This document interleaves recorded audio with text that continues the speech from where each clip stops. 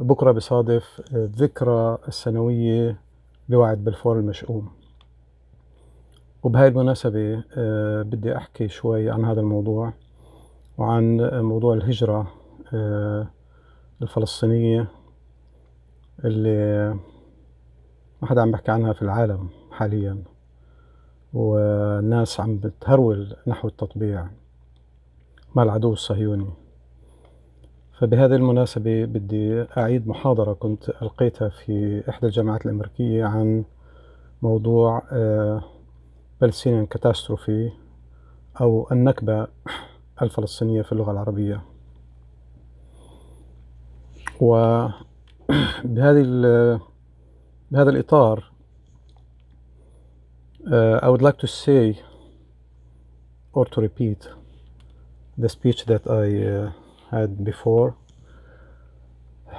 And as you know, the painful anniversary of Balfour Declaration will be tomorrow, the 2nd of November 2020. This declaration in the Palestinian history, some Palestinians, they consider this as a first Nakba, أو النكبة الأولى, while the real Nakba was on May 15, 1948. On this occasion, I would like to highlight some historical facts just to give a clear idea about the Palestinian catastrophe. The Balfour Declaration was in reality in November 2nd, 1917, in a form of a letter from British Foreign Secretary Arthur Balfour to Lord Rothschild, who was a prominent Zionist leader during the period of that history. The letter simply was that Britain supports establishment of a Jewish homeland in Palestine. After that letter, the Balfour Declaration led the lead of nations to entrust the United Kingdom with the Palestine Mandate in 1922. Balfour, in his declaration, referred to the first Zionist Congress that took place in Basel, Switzerland, in the year 1897. 1897.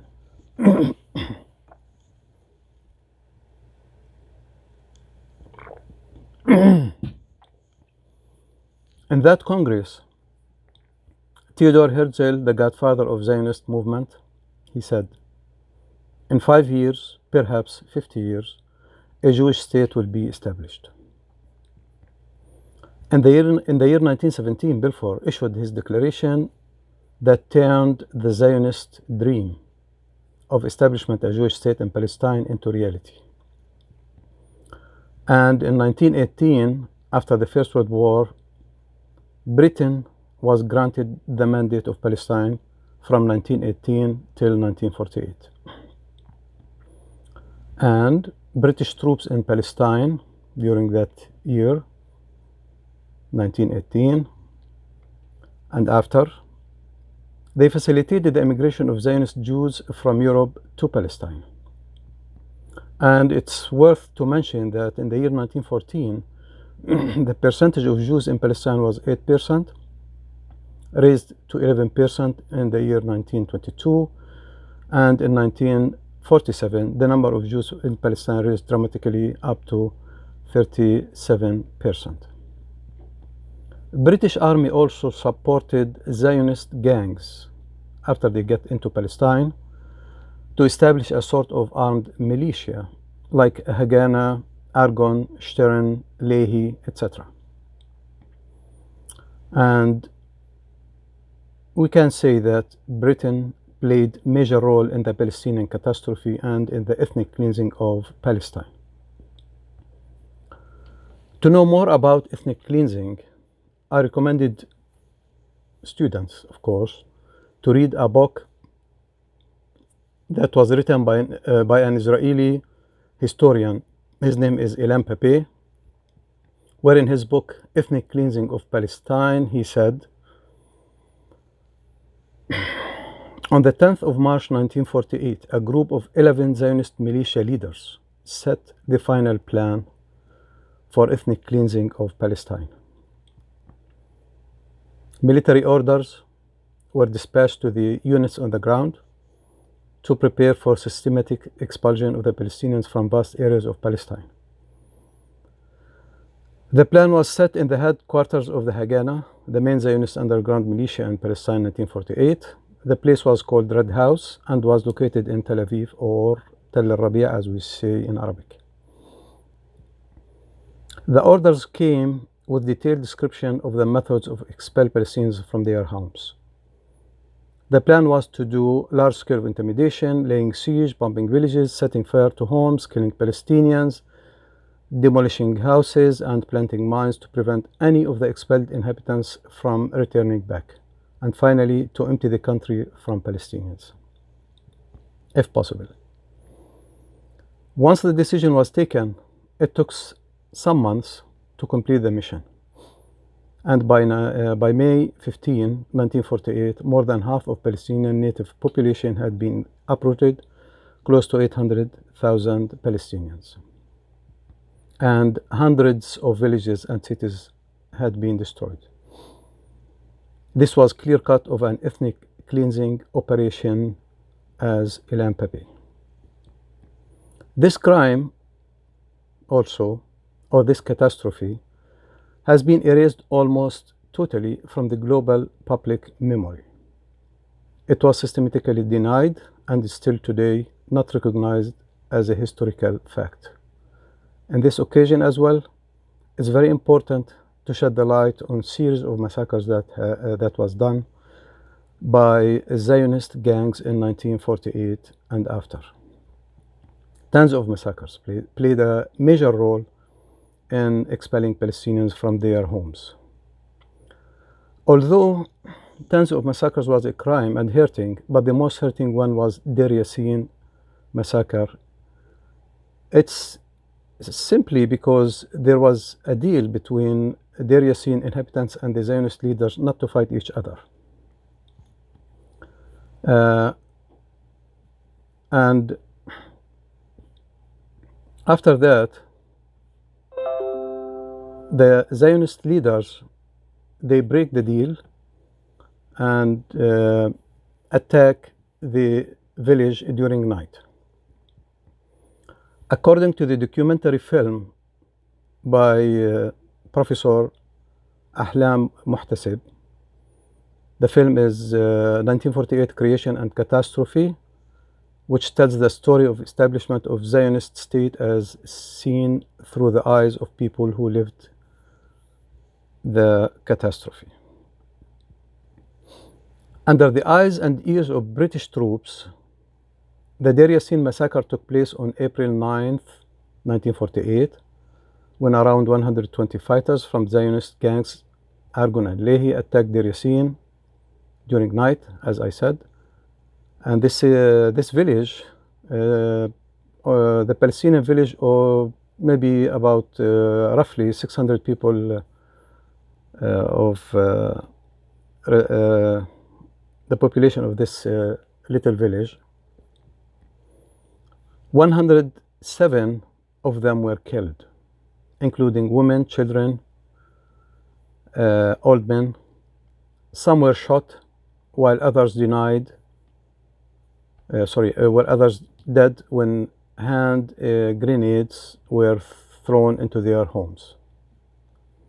Almost 20% of the villagers were killed. The strategy behind that was to intimidate villagers everywhere in Palestine. After Deir Yassin, people started seriously thinking to leave their homes and escape to safe haven. Back to my parents' story, which was one of thousands of stories, but I would like to shed the light on this story because Dr. Julie, she asked me to talk about my parents' experience. My parents were among those thousands of Palestinians who were expelled from a small village called Lubi. Lubi is a town located 10 kilometers west of Tiberia, north of Palestine, that was captured and destroyed by Zionist gangs in the year 1948, as I said before. My mother said, at the beginning of 1948, we saw the Zionists supported by British troops building up a big settlement in the south part of Libya. A few days later, Zionist settlers were seen in military uniform carrying weapons and do some training, military training. By mid of spring 1948, we woke up on sound of bullets coming from the west. People, mostly men, rushed towards the sound with suspicion and fear. The women were screaming and running. After that, it was clear for us that the Zionist gangs were attacking the village. Thousands of villagers were running towards the attackers with sticks, stones, and few guns. They don't have much guns. And the attackers killed some villagers and left the place very fast. During night, men were spread around the village, and with their very basic and old guns, and the young were spotted on the roads, streets, and alleys. My mother continues with tears in her eyes, and she said, we lived in peace for hundreds of years in good relationship with everybody, including our Jewish neighbors, who came to Palestine fleeing from Hitler. What they are doing, we don't know. Midnight, that night, suddenly we heard a far, deep sound coming from the sky and approaching slowly, slowly, slowly above the village. We could not understand what was that sound. The sound became very close. We looked to the sky and we discovered that it was an aircraft that after that dropped all of its bombs on the village, leaving behind death and fear. After that night, those attackers repeated the aircraft bombing of the village many times. All villagers, men, women, and children, including my parents and siblings, rushed randomly to the caves around the village. Everybody stayed in the cave during night, and since then we left our homes and the caves became our shelters. The village was burning out day by day, night by night. They were using air raids and artillery in addition to several ground attempts to break into the village. Villagers were fighting back bravely. There was no possibility to continue fighting back. They don't have guns and facilities to get those guns from anywhere. There were no possibility to get the proper weapons to face those militias. There was limited supplies also. Nonetheless, the historical and brave resistance, I can say, lasted for some months. In early summer of 1948, some villages surrounding Libya fell in the hands of Zionists. Libya became besieged from the south, west, east. The situation was getting worse and worse. Mid of May 1948, leaders of the community took the hard decision to leave immediately, requesting residents to evacuate for a period of 2 weeks in order to facilitate the Arab Salvation Army resist the attackers and liberate the country. Arab Salvation Army. Who are Arab Salvation Army? Arab Salvation Army was an army of volunteers from Arab countries led by Fawzi al-Kawakji. And those volunteers came from almost over all Arab countries with no experience or good leadership. Total number of those volunteers about 3,500, while the Zionist militia were 45,000. During that night, the Zionist militia started heavily shelling the village and preparing to invade any moment. Everybody was scared of another massacre like Deir Yassin. The decision was to evacuate immediately. We decided to take the donkeys and cows together with some pots and wheat enough for 2 weeks. After that, we are coming back. 2 weeks, enough. We left behind everything, our homes, furniture, animals, harvest provisions, our memories. We left everything. We took very little with us. And our refuge trip from Palestine north to Lebanon started midnight. The convoy was hastily prepared. We fastened cows and goats with some food and water for them, enough just for 2 weeks, because we are coming back, as we was thinking. Very fast in the night, the convoy moved in the darkness, where you can only hear women, men, and children crying. Everybody was walking fast up the hills and valleys, scared of any backward attack by the Zionist gangs. In 2 days, we reached the Lebanese borders. We had no water, little amount of food, no medicine. Very tired. We were received by the Red Cross. The convoy had some rest in Bint Jbeil village in the south of Lebanon. We sat under a big olive tree, which became our house after that. During that period, we tried several times to go back to Lubia, but every time we were advised by the Lebanese army not to go back because of the roads mines. We stayed 3 months under this olive tree. Unfortunately, our dreams evaporated. After 3 months under that tree, the Red Cross moved us by train north. We were advised to go as north as possible and not to go south until the battle ends, as they said. The train took us to Aleppo in the north of Syria, trying to keep us as much as possible far. As I said, we stayed there in a camp prepared by the Red Cross called Al-Nirab camp. A few weeks later, in the camp, my father decided to went back south as much as possible.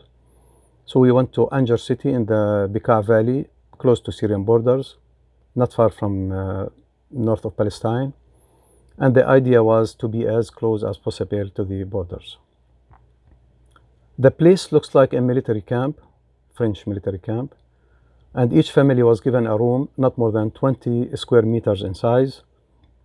No matter how big the family is, there was no washroom, no kitchen, even no water or sink in those rooms.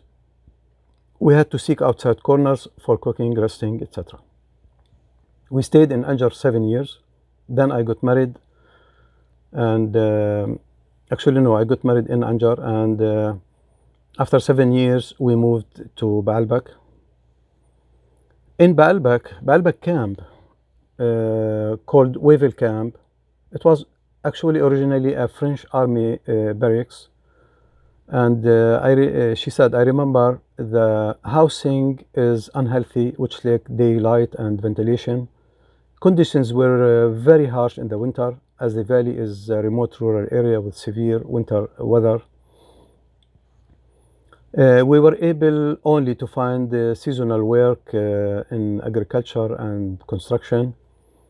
The camp's water system, sewage system, stormwater drainage system were disastrous, and it was like a little room with no electricity no kitchen, no water, very cold. UNRWA was the only source of support for us. UNRWA provided us in education, primary health care, relief and social services, food, of course.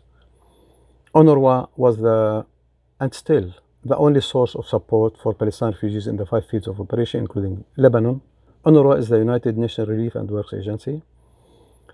Palestinian refugees are in Lebanon denied citizenship in Lebanon, even those who were born in Lebanon. I was born in Lebanon. I don't have citizenship.